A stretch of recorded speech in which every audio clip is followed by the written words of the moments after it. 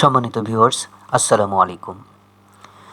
বন্ধুরা, আজ আমি আপনাদেরকে একটি ব্রাউজার বেস ক্লিপবোর্ড সম্পর্কে আলোচনা করব এবং এই সম্পর্কে ধারণা দেব এবং এটি ব্যবহার করে আপনারা আপনাদের কাজকে সহজ করতে পারবেন এবং খুব অল্প সময়ের মধ্যে করতে পারবেন।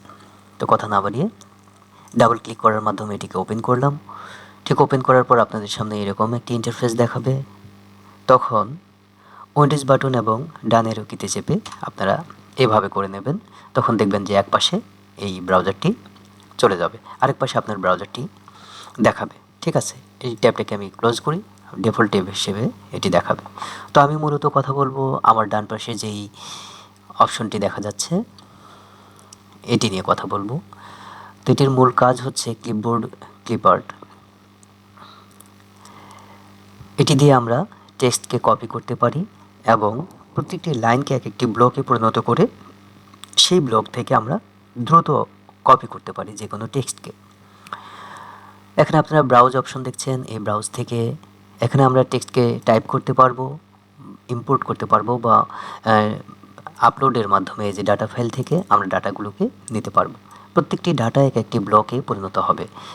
ব্লকের ওপরে আমরা যখন আমাদের কার্সারটি নিয়ে যাব কালারটি পরিবর্তন হবে এবং ক্লিক করার সাথে সাথে এটি ক্লিপবোর্ডের চলে যাবে, অর্থাৎ যেটাতে ক্লিক করব সেটি ক্লিপবোর্ডে কপি হয়ে যাবে।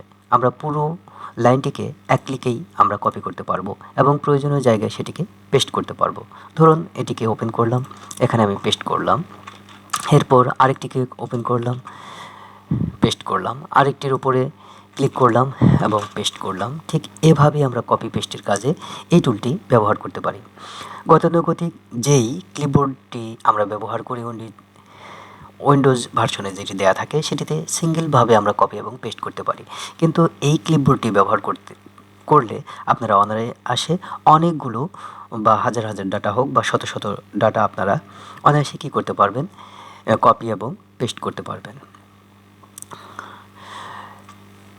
এরপরে এই টেক্সট এরিয়ার নিচে আপনারা দেখতে পাচ্ছেন সেভ। আপনারা চাইলে সেভ বাটনে ক্লিক করার মাধ্যমে এটিকে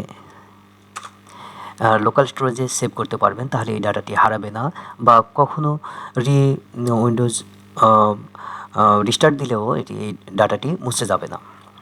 চাইলে এটি ক্লিয়ারের মাধ্যমে ডাটাটিকে ক্লিয়ার করতে পারেন এবং এই যে কেস চেঞ্জারের মাধ্যমে আপনারা এভাবে ক্লিক করার মাধ্যমে কেস চেঞ্জ করতে পারেন। এছাড়াও অনেক সময় আমাদের বিভিন্ন টেক্সট থাকে, যে টেক্সট থেকে ডাটাগুলোকে দিতে হয় এবং পরবর্তীতে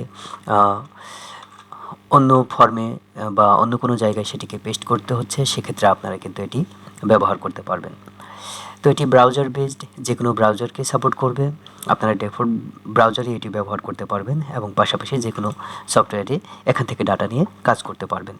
তো ব্রাউজারটি সম্পর্কে আরও কিছু ডিটেলস জানা থাকলে অবশ্যই কমেন্টসে জানাবেন এবং এটির প্রয়োজন হলে অবশ্যই কমেন্টস করতে ভুলবেন না এবং পরবর্তীতে এরকম ভিডিও নিয়ে আপনাদের সামনে আবারও হাজির হব। ততদিন সুস্থ থাকুন, সুন্দর থাকুন।